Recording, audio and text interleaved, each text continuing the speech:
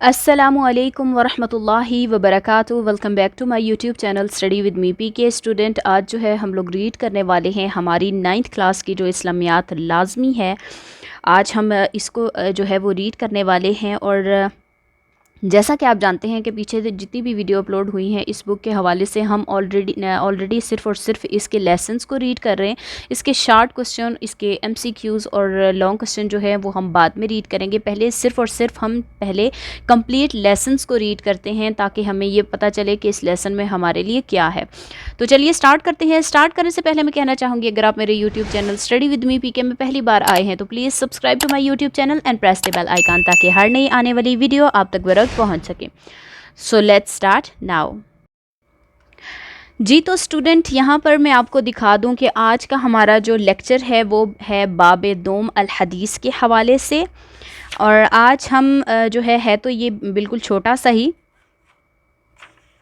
آج ہم اس کو کمپلیٹ ریڈ کریں گے، اور اگلی ویڈیو میں انشاءاللہ جیسے یہ لیسن کمپلیٹ ہوگا، اس لیسن کے میں آپ کے ساتھ لانگ کوسچن جو صرف اور صرف یہاں پر جو ہیں وہ صرف 2 ہیں، اور جو شارٹ کوسچن ہیں اس کے ماشاءاللہ سے مے بی 6 ہیں، وہ بھی انشاءاللہ، اور اس کے ایم سی کیوز بھی میں آپ کے ساتھ اگلی ویڈیو میں شیئر کروں گی۔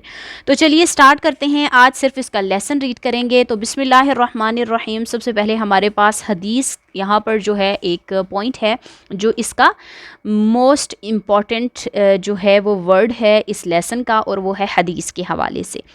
بسم اللہ الرحمن الرحیم۔ حدیث سے کیا مراد ہے؟ حدیث کا لفظ عربی زبان میں مختلف معنی کے لیے استعمال کیا جاتا ہے۔ مثلا نمبر 1، حدیث کے لغوی معنی بات چیت، خبر، گفتگو، نئی چیز اور نئی بات کے ہیں۔ یہاں پر میں ایک چیز آپ کو بتا دوں کہ یہ ایک شارٹ کوسچن ہے۔ یہاں پر یہ جو حدیث ہے، یہاں پر آپ کو ایک کوسچن ایسے آ سکتا ہے شارٹ کے حوالے سے کہ آپ حدیث کے لغوی معنی بیان کریں، اور یا پھر آپ سے یہ بھی پوچھا جا سکتا ہے کہ حدیث سے کیا مراد ہے۔ تو یہاں پر جیسے آپ نے دیکھا کہ حدیث سے کیا مراد ہے، یہ 2 پوائنٹ اس حدیث سے کیا مراد ہے میں آ جائیں گے۔ لیکن اگر وہ آپ سے یہ کوسچن کریں کہ حدیث کے صرف اور صرف لغوی معنی بیان کریں، تو آپ نے کیا کرنا ہے کہ یہ جو پوائنٹ نمبر 1 ہے کہ حدیث کے لغوی معنی بات چیت، خبر، گفتگو، نئی چیز اور نئی بات کے ہیں، یہ کوسچن ایک کمپلیٹ ہو جائے گا حدیث کے لغوی معنی کا۔ یہاں پر آگے ہمارے پاس آ رہا ہے پوائنٹ نمبر 2 میں کہ اصطلاحی معنی۔ یہاں پر پوائنٹ نمبر جو ہمارے پاس 2 ہے اصطلاحی معنی، یہ بھی ایک کوسچن ہو سکتا ہے آپ سے۔ وہ یہ بھی پوچھ سکتے ہیں حدیث کے اصطلاحی معنی بیان کریں، تو یہاں پر آپ نے اس کا آنسر اس طریقے سے دینا ہے، رسول اکرم صلی اللہ علیہ وآلہ وسلم کے اقوال، اعمال اور تقریر کو حدیث کہتے ہیں۔ اچھا جی، اگلا دیکھیں جو ہمارے پاس پوائنٹ ہے وہ ہے سنت۔ سنت کے معنی طریقے، راستے اور طرز عمل کے ہیں۔ اسلامی اصطلاح میں سنت سے مراد حضور اکرم صلی اللہ علیہ وآلہ وسلم کا عملی طریقہ ہے۔ یہاں پر ہمارے پاس اب آگے ایک پوائنٹ آ رہا ہے موسٹ امپورٹنٹ، کہ حدیث اور سنت میں فرق بیان کریں۔ حدیث اور سنت کے بارے میں اکثر علماء کرام کی رائے ہے کہ یہ دونوں بالکل ایک ہی مفہوم رکھتے ہیں، یعنی جو حدیث ہے وہ سنت ہے اور جو سنت ہے وہ حدیث ہے۔ بعض علماء کرام نے ان میں معمولی سا فرق بیان کیا ہے کہ حدیث نبی کریم صلی اللہ علیہ وآلہ وسلم کا قولی حکم اور بیان ہے، اور سنت نبی کریم صلی اللہ علیہ وآلہ وسلم کا عمل ہے۔ مثلا اگر ہم یہ کہیں کہ حضور اکرم صلی اللہ علیہ وآلہ وسلم نے ہمیشہ فجر کی نماز کے فرضوں سے پہلے 2 رکعت نماز پڑھی ہے، تو اس کا تعلق آپ صلی اللہ علیہ وآلہ وسلم کے عمل سے ہے، اس لیے سنت کہلائے گی۔ اور اگر ہم کہیں کہ آپ صلی اللہ علیہ وآلہ وسلم نے فجر کی نماز کے فرضوں سے پہلے 2 رکعت نماز پڑھنے کی تاکید کی، تو اس کا تعلق آپ صلی اللہ علیہ وآلہ وسلم کے قول سے ہے، اس لیے اسے حدیث کہیں گے۔ اچھا جی، آگے ہے کہ احادیث کی اقسام۔ حدیث قولی، یہاں پر جو پہلی قسم ہے اس کی وہ ہے حدیث قولی۔ یہ رسول اکرم صلی اللہ علیہ وآلہ وسلم کے وہ ارشادات ہیں جو مختلف موقعوں پر مختلف مقاصد کے لیے آپ صلی اللہ علیہ وآلہ وسلم نے فرمائے۔ مثلا تم میں سے جو شخص کسی برائی کو دیکھے، اس کو چاہے کہ اسے اپنے ہاتھ سے روکے، اگر اس کی بھی طاقت نہ رکھتا ہو تو زبان سے روکے۔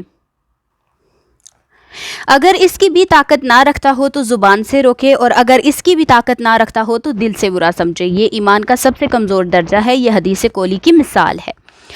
اچھا جی، اگلا یہاں پر ہمارے پاس پوائنٹ ہے کہ حدیث فعلی، وہ کام جو نبی کریم صلی اللہ علیہ وآلہ وسلم نے عملی طور پر کیے جیسے آپ صلی اللہ علیہ وآلہ وسلم کا نماز ادا کرنے کا طریقہ اور مناسک حج کی ادائیگی وغیرہ، یہ حدیث فعلی کی مثال ہے۔ یہاں پر آگے ہمارے پاس ہے حدیث تقریری۔ تقریری کا مطلب ہے برقرار رکھنا۔ اس سے مراد ایسی حدیث جس میں کسی ایسے کام کا تذکرہ ہو جو حضور اکرم صلی اللہ علیہ وآلہ وسلم کے سامنے پیش آیا ہو تو آپ صلی اللہ علیہ وآلہ وسلم نے اسے پسند فرمایا ہو یا خاموشی اختیار کی ہو۔ ایک مرتبہ غزوہ ذات السلاسل میں آپ صلی اللہ علیہ وآلہ وسلم نے عمرو بن العاص رضی اللہ تعالی عنہ کو امیر بنا کر روانہ کیا۔ سردی کا موسم تھا، انہیں غسل کی حاجت پیش آ گئی اور انہوں نے تیمم کر کے نماز پڑھا دی۔ صحابہ کرام رضی اللہ عنہم نے یہ واقعہ آپ صلی اللہ علیہ وآلہ وسلم سے بیان کر دیا۔ آپ صلی اللہ علیہ وآلہ وسلم نے حضرت عمرو بن العاص رضی اللہ عنہ سے وجہ پوچھی تو عرض کرنے لگے، سردی سخت تھی اور پانی ٹھنڈا، غسل سے مجھے اپنی جان کا خطرہ تھا۔ اللہ تعالیٰ کا ارشاد ہے، اور اپنے آپ کو ہلاکت میں نہ ڈالو۔ یہ جواب سن کر آپ صلی اللہ علیہ وآلہ وسلم مسکرا دیے اور عمرو بن العاص رضی اللہ تعالیٰ عنہ کو کچھ نہیں کہا۔ یہ حدیث تقریری کی مثال ہے۔ حدیث دو حصوں پر مشتمل ہوتی ہے۔ پہلے حصے کو سند اور دوسرے حصے کو متن کہتے ہیں۔ پہلے حصے میں ان افراد کے نام ہوتے ہیں جن کے ذریعے حدیث کتاب کے مؤلف تک پہنچی، ناموں کے اس سلسلے کو سند کہتے ہیں۔ دوسرے حصے میں حضور اکرم صلی اللہ علیہ وآلہ وسلم کے قول یا فعل کا ذکر ہوتا ہے، اسے متن کہتے ہیں۔ احادیث مبارکہ کی مشہور کتابیں یہ ہیں، انہیں صحاح ستہ کہا جاتا ہے۔ سب سے پہلی جو بک ہے، یہاں پر آپ سے یہ کوشچن بھی ہو سکتا ہے کہ صحاح ستہ کی کتابیں جتنی بھی ہیں ان کے نام لکھیں، تو اس میں سب سے پہلی جو کتاب تھی وہ ہے صحیح بخاری، دوسری ہے صحیح مسلم، تیسری ہے سنن ابی داؤد، چوتھی ہے جامع ترمذی، اور پانچویں جو ہے وہ سنن نسائی ہے، اور چھٹی جو ہے سنن ابن ماجہ۔ یہ جو بکس ہیں یہ صحاح ستہ کی ہیں، اور یہ آپ سے کوشچن ہو سکتا ہے کہ صحاح ستہ کی جو دیکھیں یہ کتنی بکس ہیں، 1 2 3 4 5 6، یہ 6 بکس ہیں، ان کے نام آپ نے لازمی نوٹ کرنے ہیں۔ اچھا جی، یہاں پر اب ہمارے پاس اگلا پوائنٹ جو ہے وہ ہے حدیث اور سنت کی اہمیت۔ قرآن مجید اللہ تعالیٰ کی آخری کتاب ہے، اور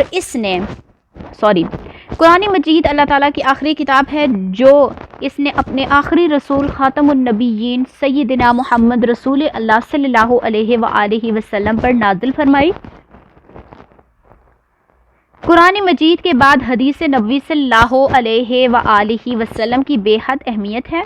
جس طرح نزول قرآن کے لیے رسول اکرم صلی اللہ علیہ وآلہ وسلم کی ذات مقدس کی ضرورت تھی، اسی طرح قرآن مجید میں سمجھنے کے لیے ہم حدیث رسول اللہ صلی اللہ علیہ وآلہ وسلم کے محتاج ہیں۔ قرآن مجید کو سمجھنے کے لیے ہم حدیث رسول اللہ صلی اللہ علیہ وآلہ وسلم کے محتاج ہیں۔ قرآن مجید میں نماز، روزہ، زکوٰۃ، حج اور دوسری عبادات کے احکام موجود ہیں۔ مثلا قرآن مجید نماز قائم کرنے کا بار بار حکم دیتا ہے، لیکن یہ نہیں بتاتا کہ نماز کس طرح قائم کی جائے، نماز کے ارکان، واجبات، سنتیں کیا ہے، اور کس موقع پر کون سا کلام اور تسبیحات پڑھنی چاہیے۔ ان تمام افعال کی تفصیل نبی کریم صلی اللہ علیہ وآلہ وسلم کے عمل سے ہوتی ہے۔ حضور اکرم صلی اللہ علیہ وآلہ وسلم نے فرمایا، صلو کما رأیتمونی اصلی، اس طرح نماز پڑھو جیسا مجھے نماز پڑھتا دیکھو۔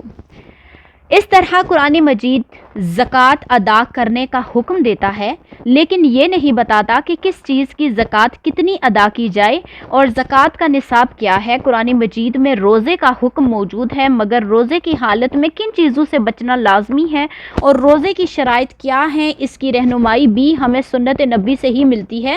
اس طرح حج بیت اللہ اور اس کے مناسک کا حکم قرآن مجید میں موجود ہے، مگر ان مناسک کو ادا کرنے کا طریقہ نبی کریم صلی اللہ علیہ وآلہ وسلم نے سمجھایا ہے۔ غرض تمام ارکان اسلام کی ادائیگی کے سلسلے میں ہمیں مکمل رہنمائی سنت نبی صلی اللہ علیہ وآلہ وسلم سے ملتی ہے۔ اللہ تعالیٰ کا شکر ہے کہ رسول اللہ صلی اللہ علیہ وآلہ وسلم کی زندگی بطور نمونہ ہمارے سامنے ہے۔ نبی کریم صلی اللہ علیہ وآلہ وسلم کے اسوہ کو قرآن مجید نے اسوہ حسنہ قرار دیا ہے۔ ارشاد باری تعالیٰ ہے، لَقَدْ كَانَ لَكُمْ فِي رَسُولِ اللَّهِ أُسْوَةٌ حَسَنَةٌ، یہاں پر میں ایک چیز آپ کو یہ بھی بتا دوں کہ یہ جو آیت ہے لقد کان لکم فی رسول اللہ اسوۃ حسنہ، آپ سے یہ کوشچن بھی ہو سکتا ہے کہ آپ کی جو ہے ہمارے لیے رسول اللہ صلی اللہ علیہ وآلہ وسلم کی زندگی بہترین نمونہ کیسے ہے، اس کی کے بارے میں جو آیت ہے اس کا ترجمہ لکھیں، یا پھر اس کی آیت لکھیں، یا پھر وہ آیت دیں گے تو آپ کو اس کا ترجمہ لکھنا ہوگا۔ تو اس کا ترجمہ جو ہے وہ یہ ہے کہ تم سب کے لیے اللہ کے رسول صلی اللہ علیہ وآلہ وسلم کی زندگی بہترین نمونہ عمل ہے۔ یہاں پر ہمارے پاس اس سے آگے ہے کہ انسانیت کی پوری تاریخ میں یہ مقام آپ صلی اللہ علیہ وآلہ وسلم کو ہی حاصل ہے کہ آپ صلی اللہ علیہ وآلہ وسلم کی زندگی ایک لمحے کی تفصیل کتب احادیث میں موجود ہے۔ اگر ہم حضور اکرم صلی اللہ علیہ وآلہ وسلم کی اسوہ حسنہ سے بے خبر ہوتے تو دوسرے مذاہب کے لوگوں کی طرح ہم بھی بے راہ روی میں بھٹک رہے ہوتے۔ اگر ہم حضور اکرم صلی اللہ علیہ وآلہ وسلم کے اسوہ حسنہ سے بے خبر ہوتے تو دوسرے مذاہب کے لوگوں کی طرح ہم بھی بے راہ روی میں بھٹک رہے ہوتے۔ آگے ہے کہ رسول اکرم صلی اللہ علیہ وآلہ وسلم کی اطاعت دراصل اللہ تعالیٰ کی اطاعت۔ اللہ تعالیٰ نے حکم دیا ہے کہ تم اللہ اور اس کے رسول صلی اللہ علیہ وآلہ وسلم کی اطاعت کرو، اور یہ بھی بتا دیا کہ رسول اللہ صلی اللہ علیہ وآلہ وسلم کی اطاعت ہی اللہ کی اطاعت ہے۔ ارشاد باری تعالیٰ ہے من یطیع الرسول فقد اطاع اللہ، اور جس نے رسول صلی اللہ علیہ وآلہ وسلم کی اطاعت کی اس نے اللہ کی اطاعت کی۔ حدیث رسول پر عمل کیے بغیر اللہ تعالیٰ کی اطاعت ممکن نہیں، اور اللہ تعالیٰ کی محبت حضور اکرم صلی اللہ علیہ وآلہ وسلم کی پیروی سے مشروط ہے۔ ہمیں اللہ تعالیٰ سے محبت کرنی چاہیے کیونکہ وہ ہمارا خالق، مالک اور رازق ہے۔ وہ ہمیں ان گنت نعمتوں سے نوازتا رہتا ہے، لیکن اللہ تعالیٰ کے ساتھ محبت کرنے کا طریقہ یہ ہے، یہ خود اللہ تعالیٰ نے قرآن حکیم میں بتا دیا۔ ارشاد باری تعالیٰ ہے قل ان کنتم تحبون اللہ فاتبعونی یحببکم اللہ۔ اے نبی صلی اللہ علیہ وآلہ وسلم کہہ دیجئے اگر تم اللہ سے محبت رکھتے ہو تو میری پیروی کرو، اللہ بھی تم سے محبت کرے گا۔ صحابہ کرام رضی اللہ عنہم نے آپ صلی اللہ علیہ وآلہ وسلم سے جو کچھ سنا اور جو کچھ آپ صلی اللہ علیہ وآلہ وسلم کو کرتے دیکھا وہ دوسرے لوگوں تک پہنچا دیا تاکہ لوگ زندگی گزارنے کا صحیح طریقہ سیکھ لیں۔ اگر ہم سنت نبی صلی اللہ علیہ وآلہ وسلم پر عمل کریں گے تو دنیا و آخرت دونوں میں کامیاب ہوں گے، اس لیے ہمیں سنت نبی صلی اللہ علیہ وآلہ وسلم سے محبت کرنی چاہیے اور اس پر عمل بھی کرنا چاہیے۔